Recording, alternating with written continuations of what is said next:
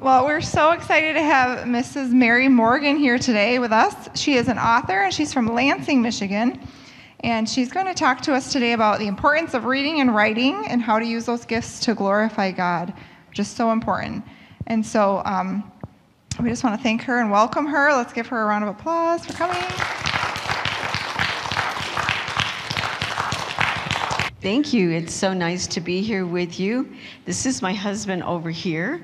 Yes, we are from Lansing, and we're so thankful to have good roads today to come over. We saw your storm yesterday, and we were glad that today we have a good day.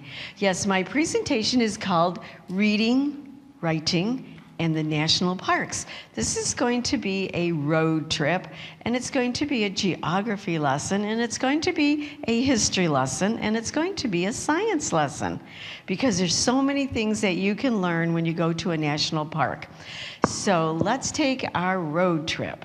These are the 10 books that I have written for places and national parks around our whole country.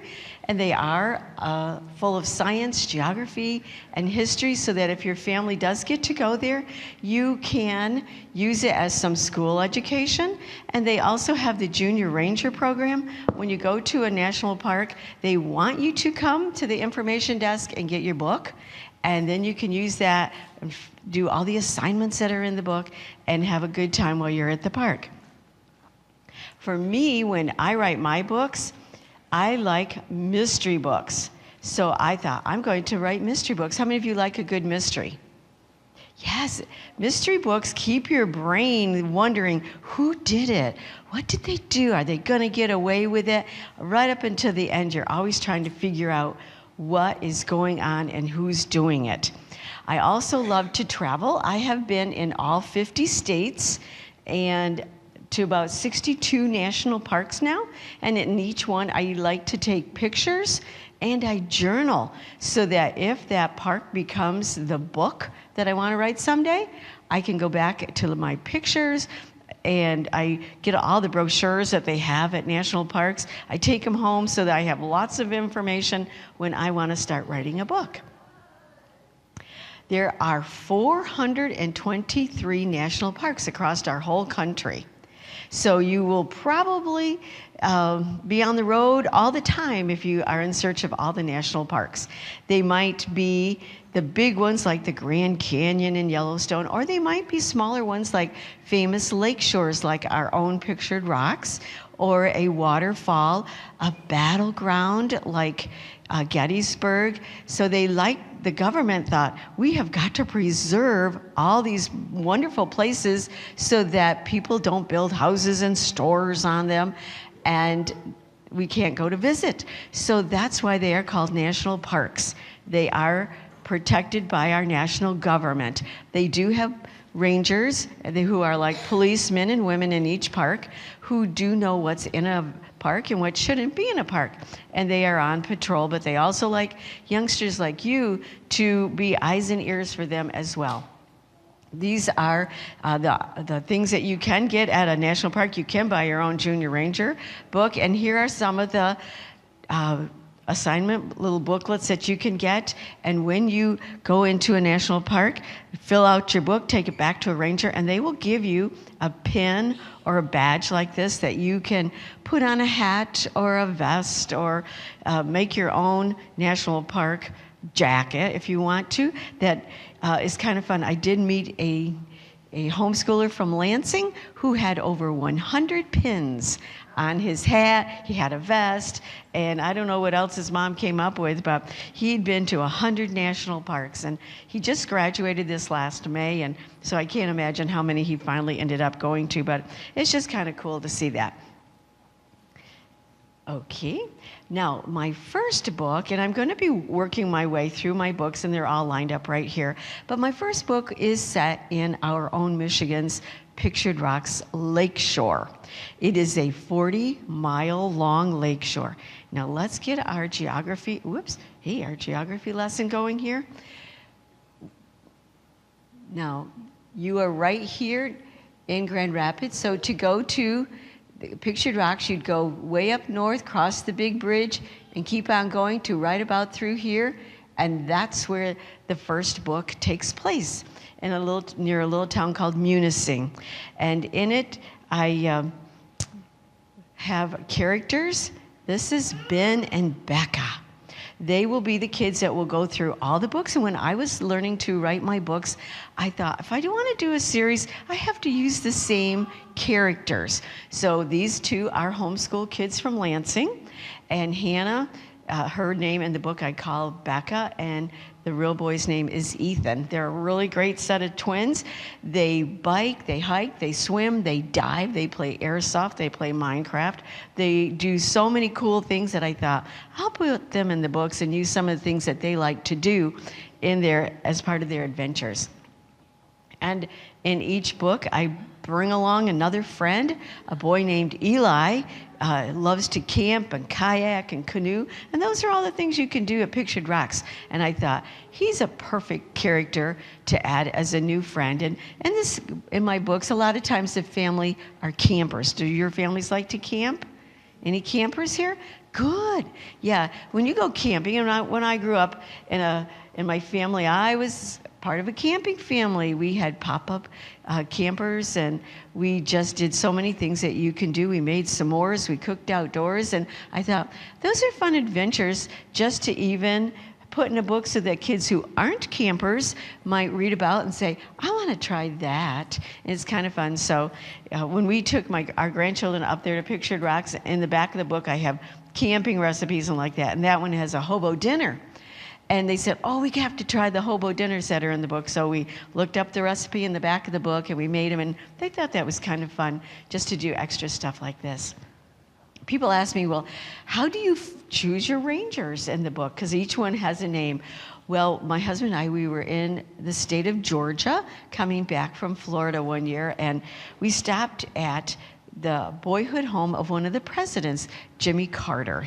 He was raised down in Georgia, and this gentleman right here offered to give us a tour, and we were the only ones there. It was kind of a quiet day. So he was so nice, and I said to him, I'm writing books for kids. Would you like to be a ranger in a book? He said, sure. I said, can I use your picture? And he said, sure. So if you ever become an author someday, find people that are really cool to put in your books and get their permission to use their pictures. Most people don't mind at all because they like becoming famous. That's what I tell the kids in my books. I'm helping to make you famous. So it's just kind of a fun thing that we get to do even in that way. Now, there is a major rule in a national park, and that is you may not take anything out of a national park.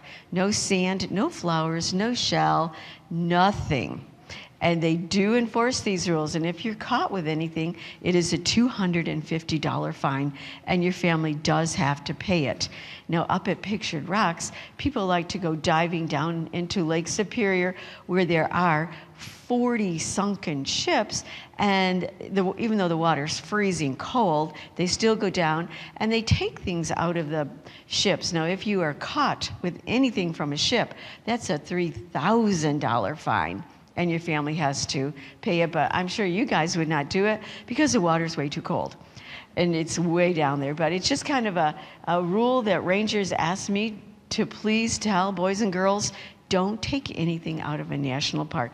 They want it to look as beautiful next year and in 5 years as it is right now. And if we all went up there and took something, because millions and millions of people visit national parks, if we all took something, there wouldn't be a whole lot left.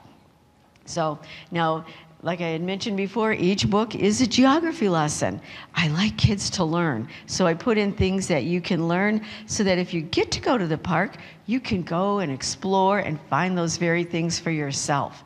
So up at Pictured Rocks, you can, just a second, can go into one of the caves there with a kayak or a canoe. Or if you go on a boat called a glass bottom boat, you can go over where all the wrecks are, and you can look down and they stop the boat. And it's just kind of a fun thing to do, is to go see what the sunken ships look like. A lot of them are still there, so it's kind of a fun adventure. How many of you have ever gone to Pictured Rocks? Okay, good. Some of you have. Did you like it? Cool, yes. And I hope I remember to ask you that as we go to each park. Okay, now for me, in order to write a really good adventure story, I have to experience everything that's at a park. So I walk way out to the lighthouse. We've climbed to the tops. We've gone to the edge of the cliffs. We've looked over. We've just done a lot of things. And we've gone places where it's sometimes is scary or sometimes a little bit dangerous. But if I want to put that kind of thing in a book, we do it. So if ever you write your books, do some of the adventure things too. Now, my second book that I wrote is The Face at Mount Rushmore. Anybody ever get to go to Mount Rushmore? All righty, you guys are good. That's exciting to think that you've been out there. Did you enjoy it? Did you think it was kind of cool? You loved it. All right. Well, have you read my book yet? Oh, well, when you read the book, it'll like bring it all back to your memory. Yes, Mount Rushmore is way out in South Dakota. Now here comes our geography lesson. We live here in Michigan, so we have to go all the way down here, way out here to South Dakota. Not many people ever lived in South Dakota, and not many tourists came to the state in the summertime either. And the governor said about 80 years ago, what can we do to bring more people to South Dakota? Because it's out on the prairie. And they came up with the idea, well, let's take one of our mountains and carve faces on them. So they chose 4 famous presidents. So I'm going to see if you know your famous presidents. Who is this? Good job. Who is that? Who is that? Thomas Jefferson, right. Who is that? Very good job. You guys are good. Moms, give them an A+ for that assignment. Okay, yes, no.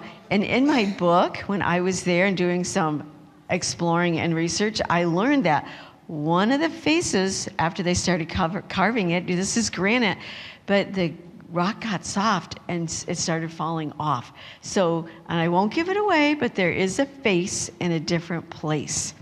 And you have to read the book to find out. And behind one of the heads, and I'm not going to give it away, is a very long vault. It's 80 feet long, maybe the length of the building here. And in it, the man who designed Mount Rushmore, he said, I want to put in the Bill of Rights, the Constitution, and the Bill of Rights, Constitution, and Declaration of Independence. So that if Washington, D.C. was ever bombed and destroyed and all those important papers were ever burned up or whatever, we would have a copy here behind one of the famous president's heads. So you have to read the book to find out where it is, but it is sealed and no one can get at it unless they really have to. But it's just kind of one of those fun things that you can put into a book. Now, Mount Rushmore is on what is called the Lakota Sioux Indian Reservation, and they have Indians out there, and in each of the books I like to introduce new things. So I put in things about the Lakota Sioux Indians, and I have a page in the back section of the book. It's called, I call it my learning section, but you will see some things, animals and birds, and underneath their picture, I have what it is in the Lakota Sioux Indian language, and like we would call it a buffalo. It's called a tatunka. Can you say tatunka? Tatunka, yeah. So I thought, I'll let you guys learn a few things even with their language. And this is Caleb. He was a real nice boy, and he said, I would like to be a character in your book too. I said, okay, you want to be a Lakota Sioux Indian? And he said, sure, why not? So that is what the real Caleb looks like. Mount Rushmore took 14 years to make. They didn't have the big cranes and the machines that we see when they're doing construction these days. These are men who had to put ropes around their waists, and every day they would get lowered down over the front of the mountain. And for 14 years, 400 men worked on Mount Rushmore. No one was killed, no one fell. And it was just a wonderful thing that they all got to see it finished. But it was very, very careful work. They would take dynamite, they'd drill a little hole and put dynamite in the hole, like the man over on this picture is doing. and then they would light the dynamite and blast it. Just imagine if they got real close to the nose and blew off the nose. Can you imagine how awful that would be? Because they'd have to put a face in yet another place and start all over again. But it was just amazing to create Mount Rushmore. So when your family was there, did you have, like, you were in awe of what it took to do it? Yeah, it's just an amazing thing to see. But for this book, I thought, who can be another kind of a hero? Well, kids love dogs. So I thought, let's let a dog become a hero. And I have to always use my imagination when I'm writing books. And that was one that I thought, oh, what can a dog do to become the hero in the book? My grandkids love their dog. So I thought, yep, if they love their dog, then if you guys have dogs, you probably love your dog too.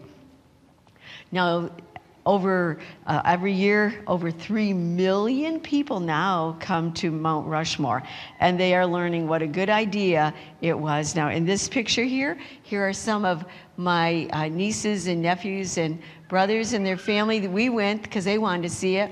And here are some of the kids who are in the books. They're in my books, I have them be 5th graders, but here are some of them. As teenagers, we were on a mission trip out in South Dakota working on an Indian reservation, and they all were excited to get to see Mount Rushmore for themselves. Okay, now here we come with our geography lesson again. We're going to go to Pennsylvania. So we are here, and we get to go way down here to the state of Pennsylvania, where we are going to go to Gettysburg. How many of you ever been to Gettysburg? Okay, good. Some of you have. Yes, about 150 years ago, they had a very big battle there.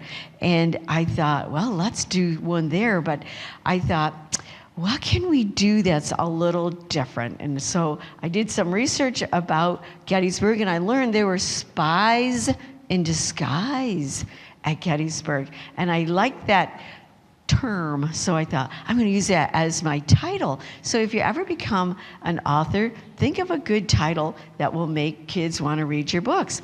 Well, I like to have the action of my books on the cover. So you'll notice the arrowhead here, the title, and the location. And it's a series, so that always has to be on the front. But it's things like that if you ever write a book, you'll have to have on all of your books. So pick what you really like at the beginning, because that's what you'll keep doing. So as I mentioned about, you saw my arrowhead. Well, you can never copy anybody else's work. This is the National Parks logo, and it's the same arrowhead turned upside down. I'll go back, see that this way, see it that way. So they put action of national parks in their arrowhead. I did the same. Whoops. No, I wrote my story, and I said to the artist, I want you to put some of the action of the book on the cover. And I am not an artist. Any of you good at drawing? Oh, good. Okay, an author like me that cannot draw pictures very well needs an artist like you to keep developing your skill. God has given us all different talents and abilities. And some of us do well writing, some do well drawing, and we each need each other. So I said to the artist, I want the action of the book. Well, she was a mom of 2 boys, and she didn't have time to read the book, so she thought, well, Mary Shirley would want a cannon and soldiers and puffy smoke and everything blasting off. And I looked at it and I went, that's not the action of the book. And she said, well, what's the action of the book? I said, it's kids. What were kids doing during the battle time? What games were they playing? And so she went back and she did it. But here is one of the games that they played. It's called Hoop and Sticks. And it's kind of like a hula hoop of the stick. And it was their kind of way of doing a relay race. And that was one of their games. Another one is marbles. Anybody ever play marbles? Sure, that was a big deal back then. They didn't have video games like we have video games. Kids had to use their imaginations and come up with things. Anybody ever play jacks? It's those little pointy things. Ask your mom or dad or grandparents about how to play jacks. It's one of those fun things that kids could do as well. And they did stilt racing. They would climb up on their stilts and they would have their races. So that's what I wanted kids to learn about, is what was going on 150 years ago, even if they were having a battle. So she went back and she made a new cover. Did she do a good job with that? Yeah. So here's the action. Oh, another game they played was badminton. They called it shuttlecock back then. And that was a big, fun game for them. But because I didn't live 150 years ago, I have to do research, go to reenactments and like that. So if you're going to read a book and it's going to have true facts in it, you have to do your research, and they call it homework, and go and learn the facts and put them in. So I interviewed people. I smelled the hot, stinky tents and how they made their food down in the trenches and cooking. It was not easy, but that's how they made it work back then. And in this book, I wanted to have a relay race picture. And boys, I apologize right now, but I wanted it to look like the girls were doing really good and the boys were struggling. Did the artist do a good job? Sorry, boys. There are other times when the boys did a whole lot better on things, but I thought she did a good job. I could not have come up with that. So like I said, if you guys are artists, develop your talent, because you can be used in a special way in a book. I did get to go to Gettysburg in the summertime. They always have reenactments where they have people dress up in the old clothes. This was the 4th of July weekend. When they really did fight the battle, it was 105 degrees. Girls, those ladies have on 7 petticoats to keep their skirts way out. And boys, it's like you were wearing your snowsuit in July. It's that hot. But we got to, experience, with 10,000 people, the cannons were blasting, the bugles were going, people were singing the songs of their state, and you just felt like you were having a really big history lesson. So it was really, really a great experience. So parents, if you can ever take your children to Gettysburg, it really is a great place to go. And their visitor center has the most wonderful display. It's called a cyclorama, and you stand in the middle of this great big round room, and the battle comes alive to you. It really is a great place. But in my research, I learned that there were 5 kinds of snakes that they have at Gettysburg, and that they had then and they still have today. And 3 of them are venomous, 2 of them are not. Well, last year, my one friend who is a homeschool mom down in Tennessee, she has a neighbor who found something in her house, and I'll show you. And this is what the guys and the soldiers had to deal with in Gettysburg. Hang on.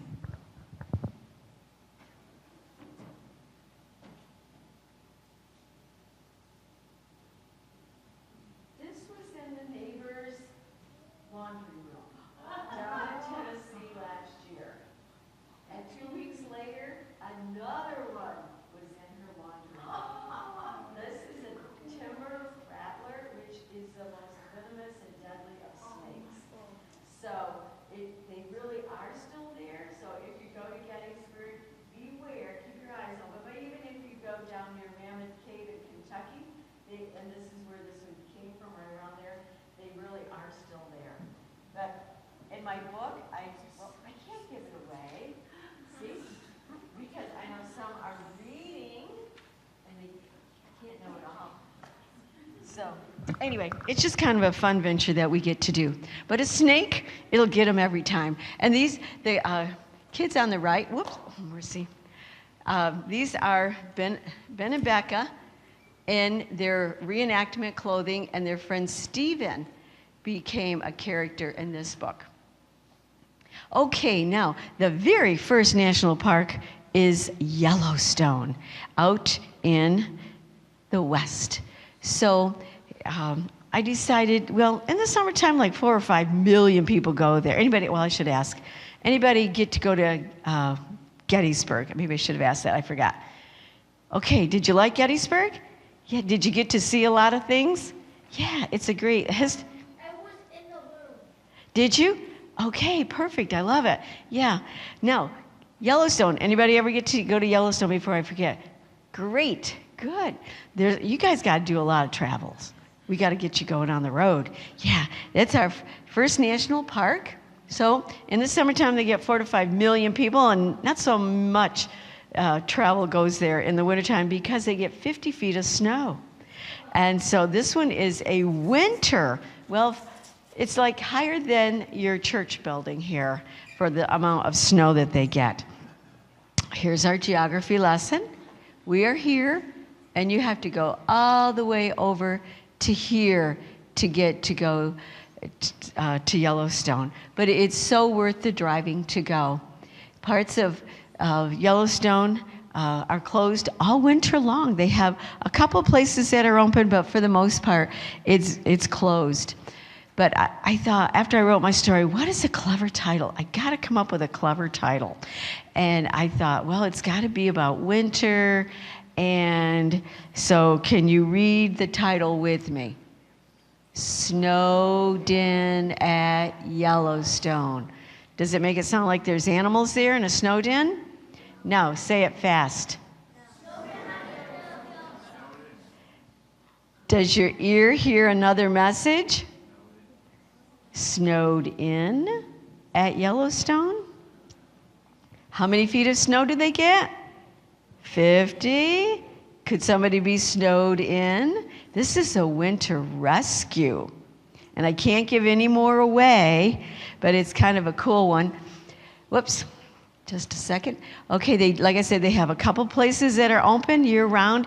Old Faithful is a geyser. Yellowstone used to be a great big volcano. It erupted long ago, and when it settled, there were a lot of hot geyser basins there, and Yellowstone erupts every hour and a half, all year long, all the time. And then in other places, especially in the wintertime, it's called the hot springs. It's got hot water that runs down these steps, and in the wintertime, it freezes over. Well, I said to the ranger once, what is your worst crime? And he said, well, we don't have a lot of crime, but people do deface or ruin some parts of our park. Can you please put that in your book so that those who read them will know, oh, I can't do that. So this one is all about catching people who are defacing the national park. What's really cool is that a Michigan president was once a ranger at Yellowstone. Can you read his name? Anybody know where he came from? Grand Rapids.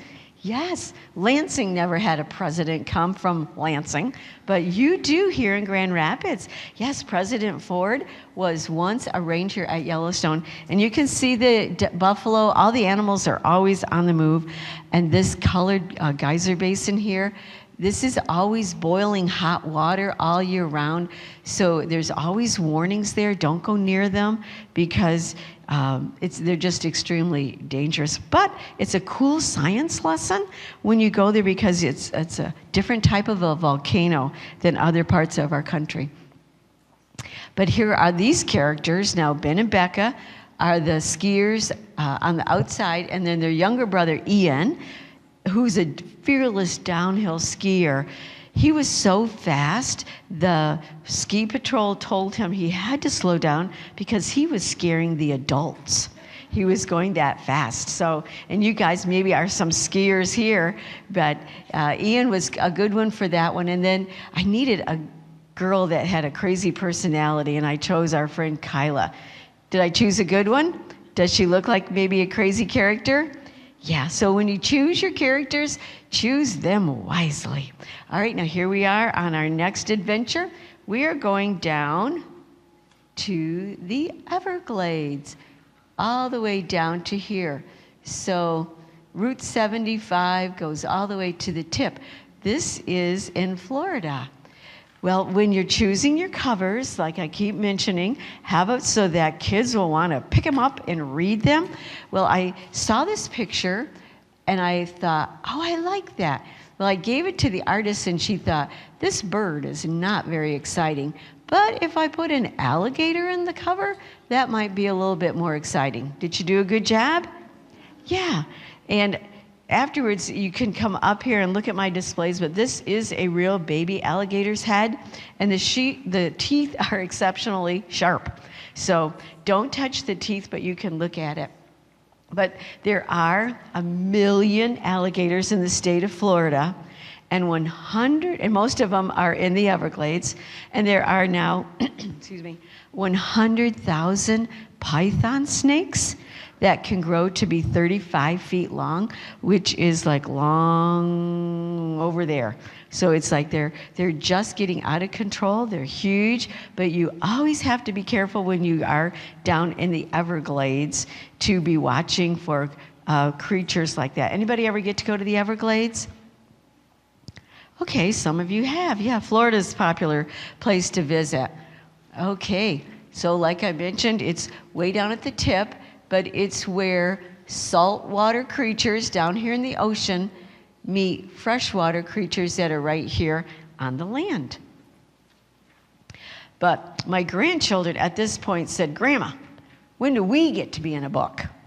And I thought, oh, that's right. Well, we had taken them to Florida on a vacation, so I thought, okay, we'll put them in a book. So they got to be in the Everglades book. It's called Double Trouble in the Everglades. And so everybody in the book is a twin. And in our church, we have another set of twins, Tom and Joe. So they wanted to be in a book too. So I let another set of twins be in the book. My grandkids are not twins. They're 1.5 years apart in age and don't look anything alike, but they got to be twins in my book. Now this is what the Everglades look like for those who have not ever been there. This is the ocean way out there, and it's tall grass like this, and then you have like little waterways through there, and a lot of times they're made by the creatures swimming through them, but they have all kinds of birds and lots of alligators. The grass is about 12 inches tall, like that, so you can wade through it, but you got to be careful because of all the snakes and the alligators. The only place on earth where crocodiles and alligators live is in the Everglades National Park. So it's kind of a cool fact, so I put that in so that people will know the crocodiles like being in the salt water, the alligators like the fresh water. But you always, like I said, you always have to be watching. My husband and I were down there, we were taking a walk, and there was a crocodile on the sidewalk with its mouth open just like this, ready. Well, I guess he was sunning himself, but it was just a little scary when we were there. But I asked the ranger about the bathrooms, because down there they don't have many places that have flush toilets. And I thought, if I go to Florida and I camp, I would really like to have a shower and a flushing toilet. And see, moms can identify. So I asked the ranger, okay, which place has the flushing toilets? And he said, well, we only have one place. The rest are all like outhouses. So it's called Monument Lake Campground. And the family in my book, they camp there. Well, the ranger said, we have our lake here, we put the trailers here, we have a road here, and all tenters are back here. And I said, well, why is that? And he said, well, yes, because every day 12 and 13 feet long alligators come up out of the lake all the way around, and they sun themselves right in front of the campers and the motorhomes. And so I asked kids, would your mother stay there? We were there, and we are this close to these guys in our car that it's just amazing that they come right out, and you just always have to be careful. But you can do what is called the triathlon, a family triathlon. You can ride your bikes for 15 miles on a paved path through the Everglades. You can hike in the swamp, and you can canoe out by the islands. Well, my husband and I decided to live out the book. So we went down there and we rented our bikes, and we're having a really good time. And who comes up out of the water but the welcoming committee? And I had said to the ranger, what do you do if they're taking up the whole path? And he said, go around the tail, because if you go around the mouth, they will snap at you and tip you over, and it won't be a happy ending in your book. So anyway, we were not really supposed to have our picture that close, but we couldn't, well, we didn't know if he'd go back into the water, so we just had another person take our picture real quickly. But it was just kind of cool to see them really come out of the water. And they did it 3 times. But we decided to do the hike in the swamp, and it's called a slog in the slough. And usually the water that you walk in right through here is only up to your calf. Well, there were 12 of us that signed up to do this. And this is, if you like science and study the ecosystem where one thing eats another thing and they're chasing other things, this is the place to go. And the ranger said, usually it's just like 7 or 8 inches deep, but we just had 13 inches of rain. And she looked at me and she said, and little bird, it's going to be up to your waist. Now, how many alligators are in Florida? How many python snakes are in the Everglades? And there are no fences to keep them away from you.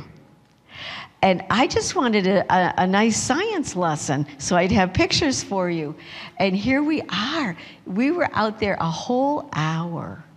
And it's just, you can't think about what happens, but you have to wear sneakers that tie in a knot and socks that come up over your long pants. And you just have to protect yourself. And we're way out there, and wouldn't you know, my shoe came untied.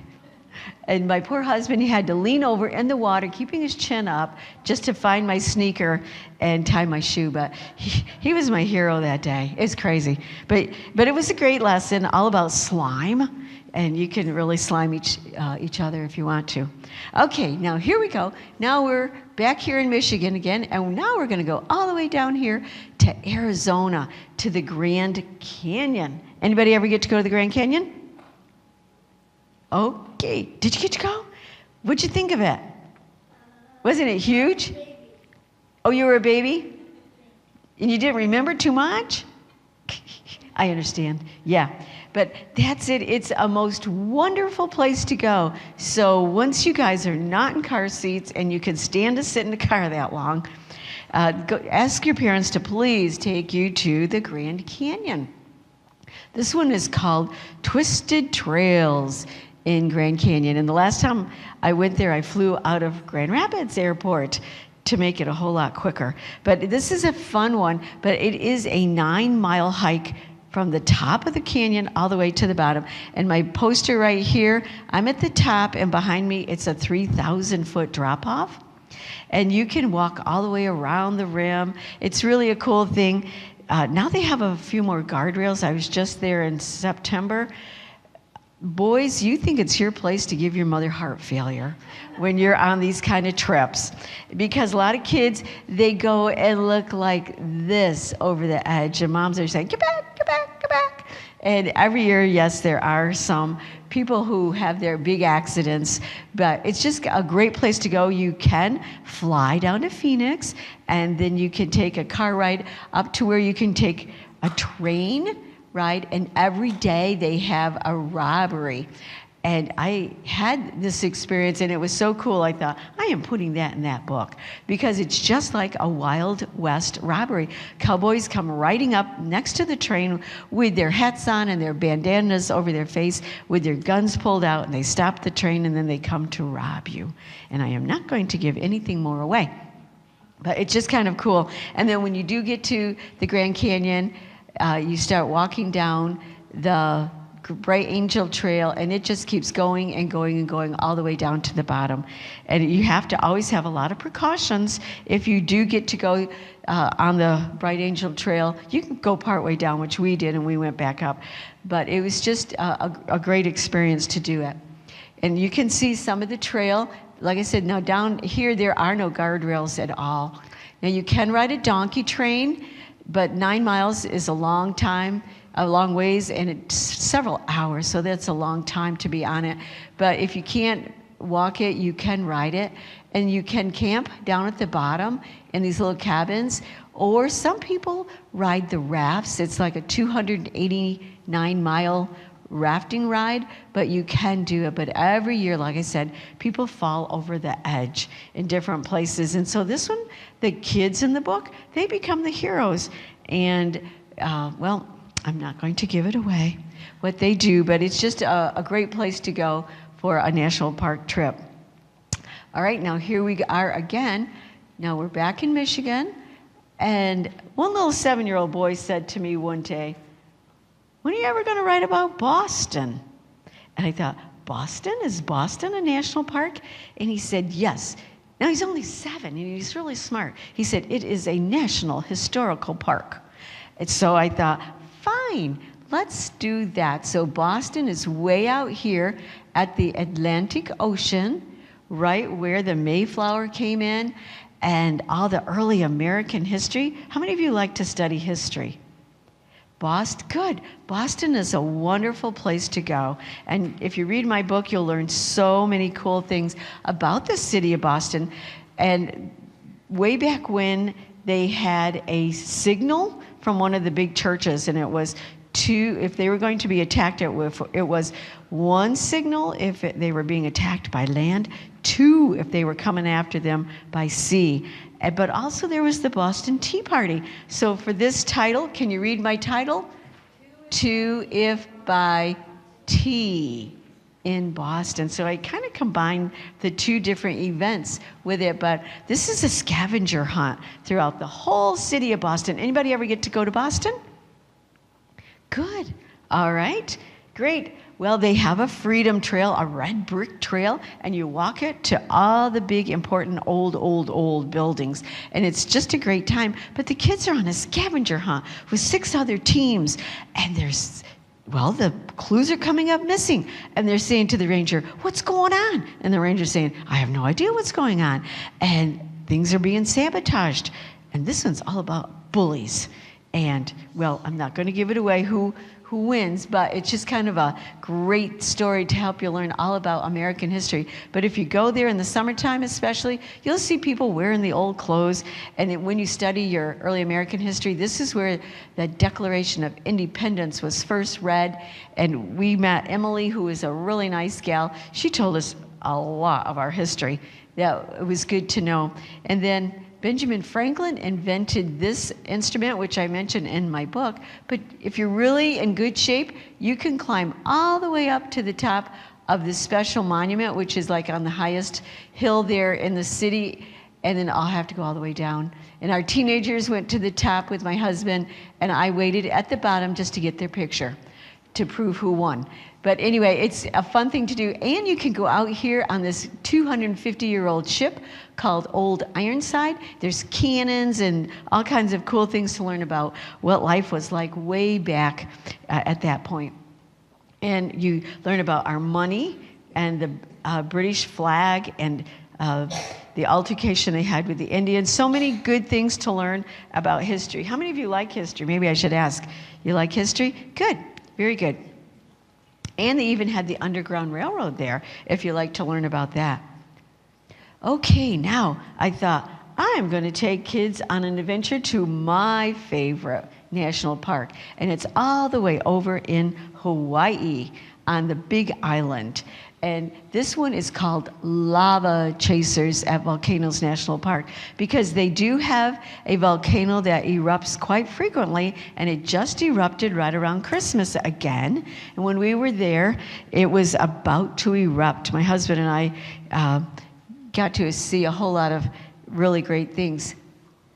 Now, our geography lesson is going to go here all the way straight off the map, because Hawaii's way out here in the ocean. There's 9 little islands, and it's just a beautiful, beautiful place to go. Anybody ever get to go to Hawaii?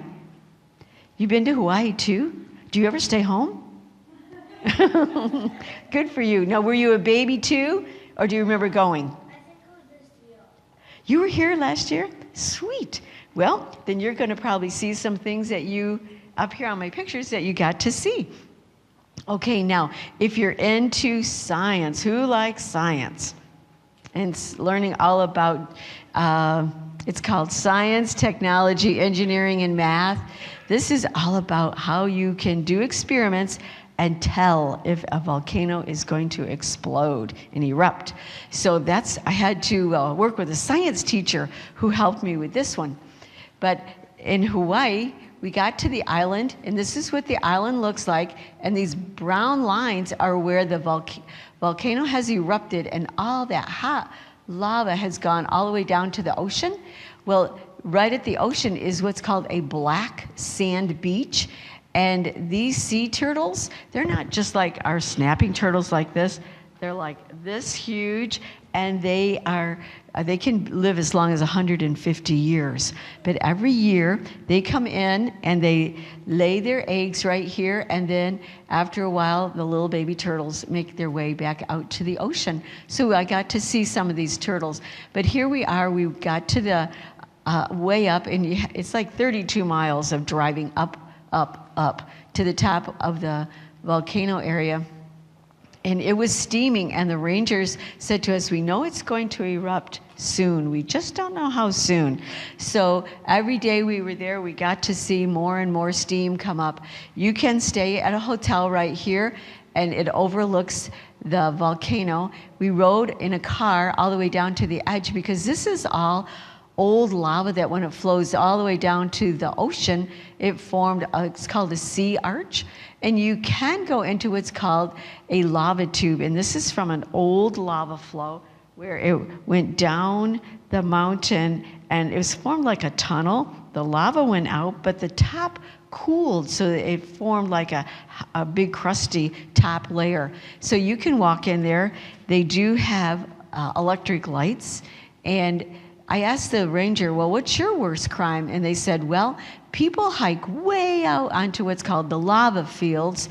And this is how the Hawaiians, before they had their alphabet, a written alphabet, this is how they told their family stories.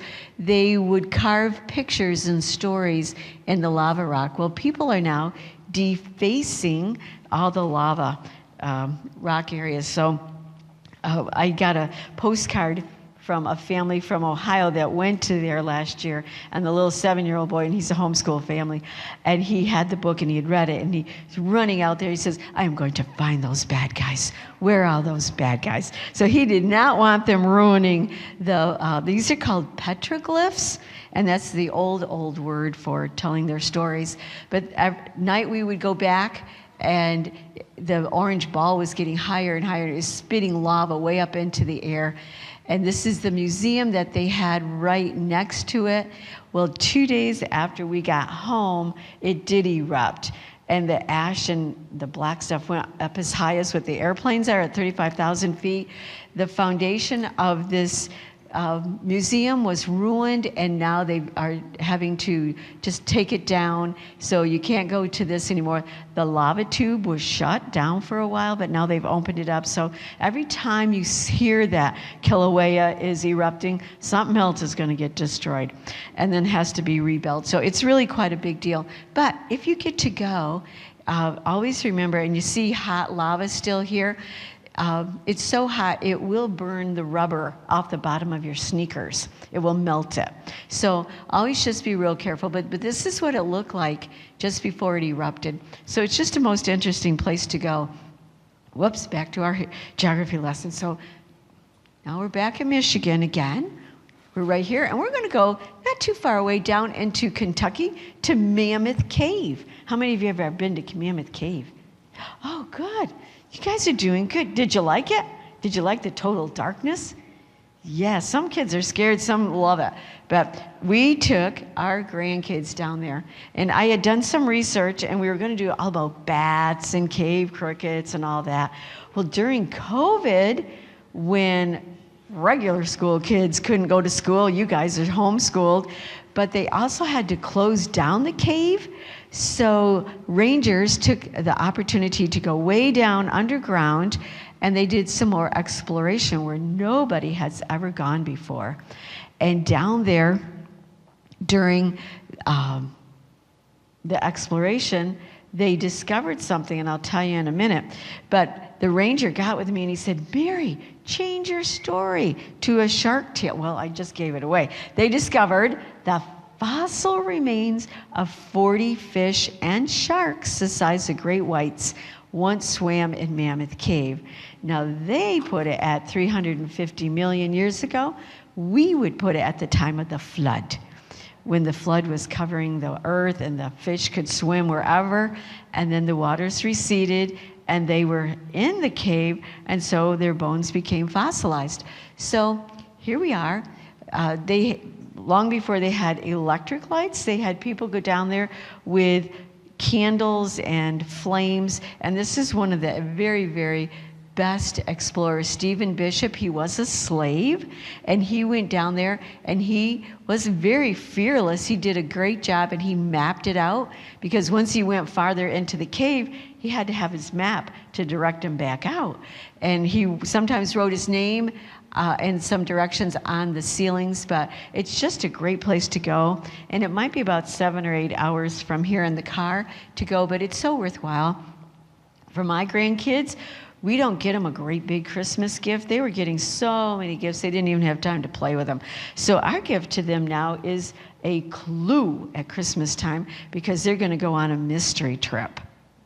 They have no idea where they're going, but most likely now, these days, it's always to a national park. So they had never been to a cave before. So here they are. We're way down at 250 feet, and the ranger shut off the lights, and it was absolutely pitch black. Except the night before, we had taken them to the gift shop, and I said, pick out a t-shirt you want. So they each picked out a light blue t-shirt that had like the stalactites and the stalagmites, which are the formations inside a cave, on their shirts. Well, they had their shirts on, and they had it unzipped, but their jackets were unzipped. But when he shut off all the lights, their shirts glowed in the dark. And then their shirts looked like jaws, teeth and like that. But the ranger laughed. He said, I have never had this happen before, because normally it is totally dark. And he said, we've never had glow-in-the-dark shirts down here. So it was just kind of our family's fun time. But this is my granddaughter, McKenna, that you see in some pictures, and my grandson. And the funny thing is, now, and 4 years later, he has grown 17 inches, and he is way up here at 6'3".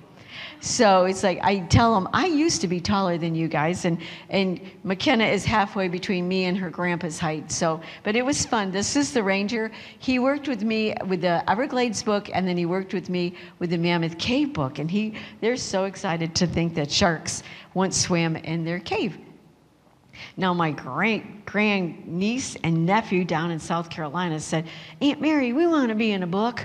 And I said, okay. So I let them be in the Mammoth Cave book, and they wish someday that maybe they would be able to come up to Kentucky and get to be in it. But this is the drawing. This is the setting that they found all the fossils in, and they think this is what they look like. And they're so old, and their design is different than any fish and sharks that we have now, that they've now given them names, and they're hard to pronounce because it's really long. But it's just kind of a cool display that they're working on. But what's fun is that kids are now asking me, can we draw pictures in your books for you? And I'm telling them, yes, you may. This is Lily. She lives in Holland, and she is a homeschooler with the Four Square homeschool group here in this area, Byron Center. And she asked me if she could do a cricket, because she had she knew I was doing it. And she said, can I do a cricket for you? And I said, sure. Well, this is Lauren. She lives over near Detroit. And she said, can I do a bat? So she did some research as to what an Indiana bat looks like. And I said, sure, go for it. Well, Lily was real good, creative, and she said, can I do like a junior ranger? So Lily now has a her artwork on all of my books because this is my new little junior ranger that is on all the books. So her family is just really excited that that has happened for Lily. So, and I put their pictures in the back of the books too, so that they get to be a little bit famous. And my newest book is called, I should ask, anybody ever get to go to Mammoth Cave? I did do that one, didn't I? Yes. Okay, Lewis and Clark Trail. Anybody ever do parts of the Lewis and Clark Trail? Last year was real, did you?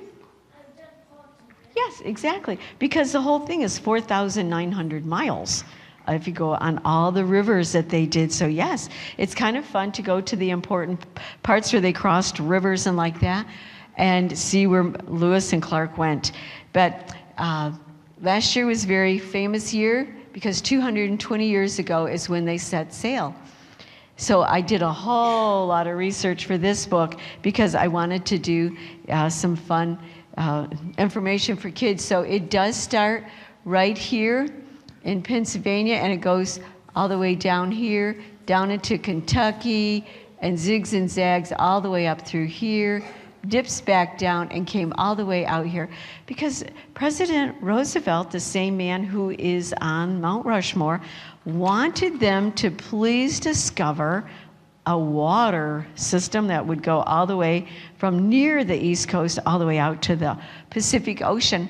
And they did it. It was Mr. Lewis and Clark. And who? Anybody know the Indian guide's name? Well, this is what they look like. This is Lewis, and Lewis here, and this is Clark, and this is the type of boat they were on. And it doesn't seem like a real sturdy, safe boat, but that's what they started out in. And when they ended up, they were in canoes. But the lady's name, anybody know her name? Yes. Sacagawea, exactly. She was only a teenager. She was married, but she knew Indian languages, and her husband was a fur trader from Canada, so he knew English and he knew French, so they could do a lot of good communicating. And as they went west, no one had ever seen a grizzly bear before, and they saw some different animals, but Lewis had his dog named Seaman, and they each had a bird named after them. So I put extra stuff like that in there, but I did get to visit the fort when they were out there and they reached the Pacific Ocean. It was in November, and they couldn't make it all the way back before summer and spring and summertime. So they had to build a fort. It took 19 days to do it, and it rained almost every single day. Out there where that's at, it's just like a rainy season all year long. And so they did build it just like this. Whoops. And the first one kind of like rotted. The second one they built in 1955 burned. And then this is the newest one that they have there. And it's just, goodness, it's just kind of a fun thing to introduce boys and girls to what life is like at an old army post and how they had to forage for food. They had to make their own. They had to go catch fish. They even had to make, oh, well, I'm not going to give that one away. You have to read it in the book, but it's kind of very interesting. It's something that you use every day. But it's a great place to go, and it's right near the ocean. But this, I had been speaking in a school, and I said, hey, if you guys want to ever give me any of your artwork, well, this fifth grade girl, Maisie, she immediately went home and she drew the picture of Lewis and Clark and Sacagawea, and her dad emailed it to me, and I said, that's really pretty good. So they knew I was writing the book and I hadn't done it yet. And then this gal is from our church, and she uses her iPad to do her artwork, and so she drew this. So Kiara has a number of her pictures also. But like I mentioned, in the back of each of the books, there's a learning section, lots of facts and things that you can check out and learn as you go along, and then go see them as you're at a park. And I have a code at the end of each one. If you don't have the whole set, I have a code that kids figure out first thing to see where we're going. But there's just lots of fun things in my books. But what's really cool is that I sent a book to President, when I first started reading, to Obama's two daughters in the White House. And they read my books, and I got a thank you note from Mr. and Mrs. Obama. Well, when I wrote the Grand Canyon book, I sent it to Barron Trump, who was living in the White House, and I got a letter from his mother thanking me. So if you ever write a book, send a copy of it to the kids who live at the White House, and you might just get really cool mail. So there's both of my thank you notes. But some real fast, and I'll just describe this. Kids asked me that. But my granddaughter, when she was really little, said, "Grandma, can you please tell me a story?" We were in the car. So I came up with this fun book, which is something that you guys can do yourselves too. It's called The Runaway Lawnmower. And it's just about a lawnmower that goes crazy in the leaves and makes smiley faces and has a good time. Well, I was reading it at a school in Muskegon, and the Spanish teacher said, "That book is so good for little kids. I will translate it into Spanish for you." And she did, and I won a big national award for a Spanish literature book, and it's a book I can't even read. So I'm kind of famous, but I can't even, well, look at the crazy title. This is supposed to say The Runaway Lawnmower, but it's La Desenfriendada Podadora de Césped. That says The Undisciplined Lawnmower. It doesn't sound as fun as The Runaway Lawnmower, but it's kind of fun. And so I had a girl that lives just south of here in St. Joseph do the artwork. Her mom said, "Oh, Mary, can you maybe someday let Hannah try drawing pictures for a book?" And I did. And it was just like really, really cool. So who knows, someday you might be an artist. You might be an author. You could be an editor. Oh, if you're really good in English and you can find all the spelling errors and you know your punctuation. A person who is an author needs somebody who's got eagle eyes to find all of our mistakes, because is our first work always our best work? No. If your mother tells you to rewrite it, just go ahead and rewrite it, because your first work is never your best work. So that's an important part that an editor has in a book. And then the printing company, if you like to do hands-on stuff, you could even someday be part of the printing company, who is my company, is here in Grand Rapids. Color House Graphics does all of my books, and they're excited because we just sell a ton of books all the time. And so last week I gave them an order for 1,500 more books. So it's just kind of a fun thing to become an author and just get to share what we do with our books. So now, I do have them for sale if anybody wants to buy them. We bought lots because we didn't know how many were coming. So, but they are $9 each, or if you buy 4 or more, then they're $8.50 each. Or if you want a whole set, we give you like a free book, so they're $80 for a whole set. So, do we have time for questions, moms, or do you need to get scooting? You have time for a few questions? Okay. Anybody have questions? Yes, sir. What is the next book that you're Oh, Mercy, he's wondering what's my next book. You know, I don't know. I just finished Lewis and Clark like a half a year ago. So I'm still thinking, because lots of people say, well, you have to do like the Smoky Mountains, or they want me to do Acadia, or they think I should do Rocky Mountain National Park. And we were just up in Glacier National Park, and I've been to Alaska, and they have really cool parks up there. So I'm thinking, and eventually one crazy idea will come into my head, and it's like, that's it. So it's just kind of a fun thing. So I am waiting just to see what really seems different, because I like to have them in different parts of the country. So kids who live in Florida have a book, kids who live near Boston, and the different parts of the country. So sometimes that is even what makes me choose. So I'm not quite sure. Anybody else have a question? Who? Pardon? Oh, excuse me, sir. Yes. on your picture up there? Uh-huh. Is that the lawnmower they walking right up there? Yes. Oh, in this book, what's kind of fun is the illustrator was doing my pictures, and she said, why don't you hide a worm on every page? So there is a hidden worm, and there are downloadable coloring pages, so you can see him somewhere. But anyway, he is on every page, And it's just kind of a fun thing for little kids who can't read. They're finding the worm before you're finishing reading the page to them. So it's just kind of a fun thing. So if you guys create your own little books, do something kind of fun and creative like that. Anybody else have a question? You got another one? How long does it take me to write a book? Okay, it takes me a while to do research, but once I sit down to write a book, it usually takes me like 3 to 4 weeks because I have a job and I come home and then in the evening I sit down and I write them, and because I get all my facts and I have them all sitting on a board next to me, and then I just come up with all kinds of stuff. And because I'm not a boy and I don't think like boys, but I like to gear them for boys, I use my husband's imagination. He used to be a Boy Scout, and he was very daring, and he did a lot of stuff. And so I say, okay, I'm stuck. Help me think this through. And he does, and he comes up with good ideas.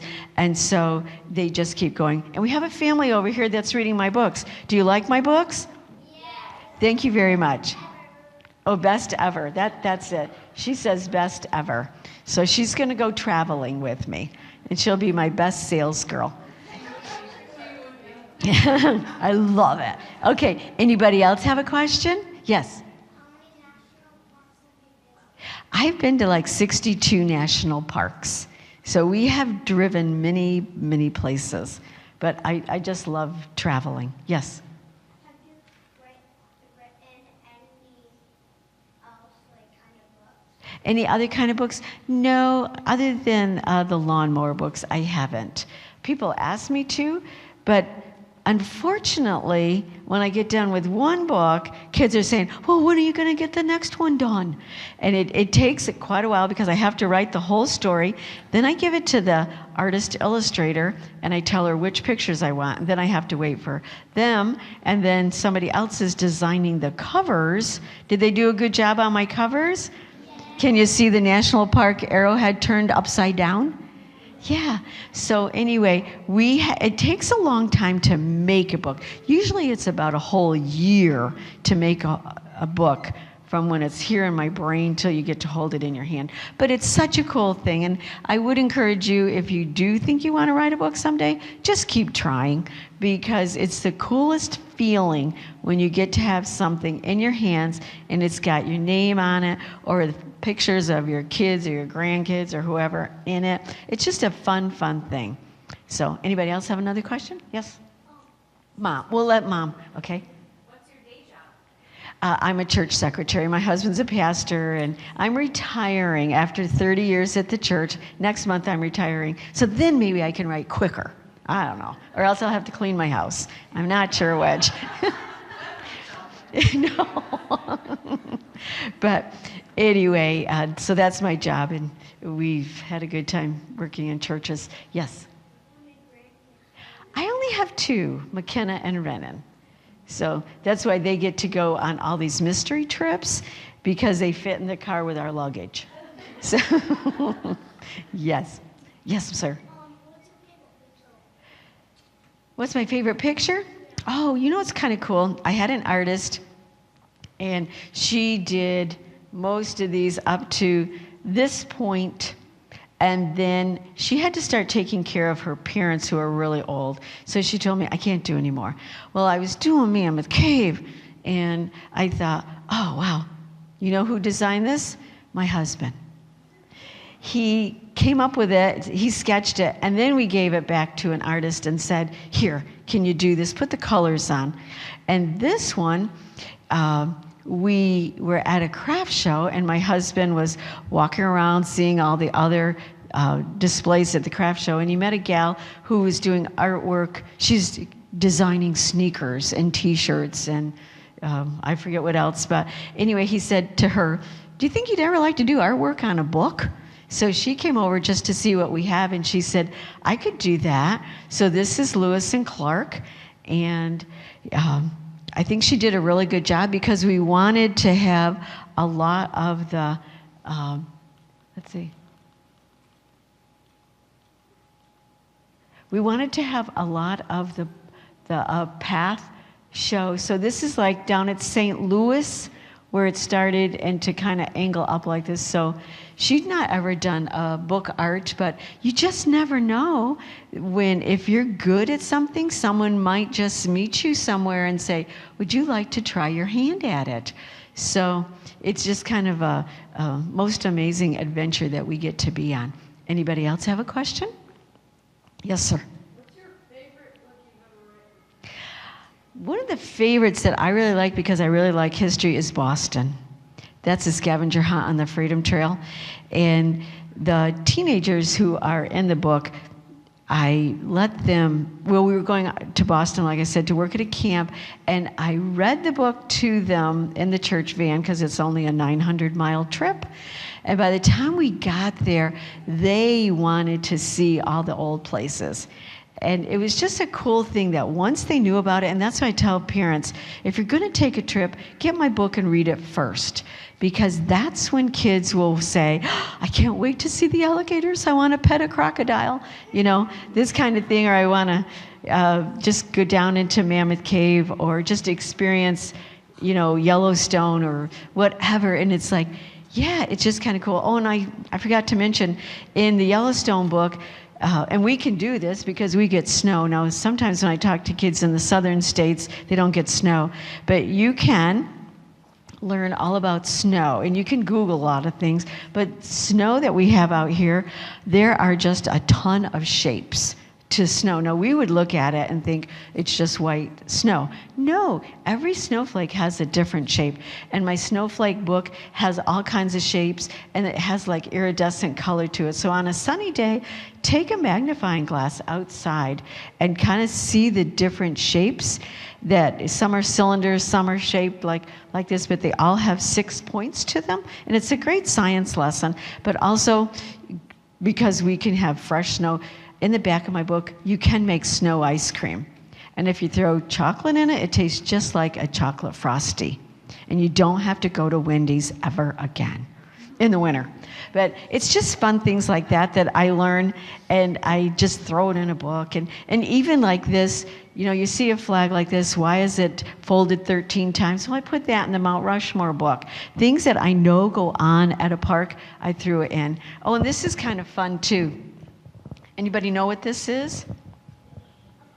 It's not just your ordinary fish. This is their state fish. Every state has a fish. And in Hawaii, their alphabet is a little different than ours. They speak English, but they don't have all the letters that we do. I think they only have like 11 or 13 letters. But they use them quite over and over in a word. Well, it's so cute. One day, I had this on display, and a little girl came up to me, and she said, I know what that is. I said, you do? Can you pronounce it? And she pronounced it correctly. I have to always use a book because I can't pronounce it without a book. It has 19 letters in its name. It is humu, nuku, pu'a. Got it? I'm going to say it one more time, and then you're going to help me. It's humu, nuku, pu'a. And this 5th or 6th grade girl came up and she said, yeah, that's a humu, nuku, pu'a. And it's like, seriously, you know that? Yes. She's one of these brainiac kids. But, all right, you want to say it with me? I'll read it and you say it from memory. Humu, nuku, pu'a. Good. Now go home and tell your dads that tonight, or your mothers. But anyway, it's just fun things like that that I throw in so that you can sound really smart if you learn stuff. Okay, anybody got a last question? Did you learn some new things? Do you want to go on vacation? Good. Start saving your money. If you have any left. Oh, yes, sir. Where are you on that picture? Where am I right here? I am on the Bright Angel Trail at the Grand Canyon. And the day that we were there, it was 28 degrees. It was in February, and 55-mile-an-hour winds. and it felt like it was just going to shove me into the Grand Canyon. We had to quit walking, but just a few minutes later, it was a total whiteout blizzard. So we're glad we got the picture. But yeah, they get a lot of snow at Grand Canyon, and it stays until May. So it's a great place to visit in the summer. But okay, well, thank you so much. I hope you enjoyed it.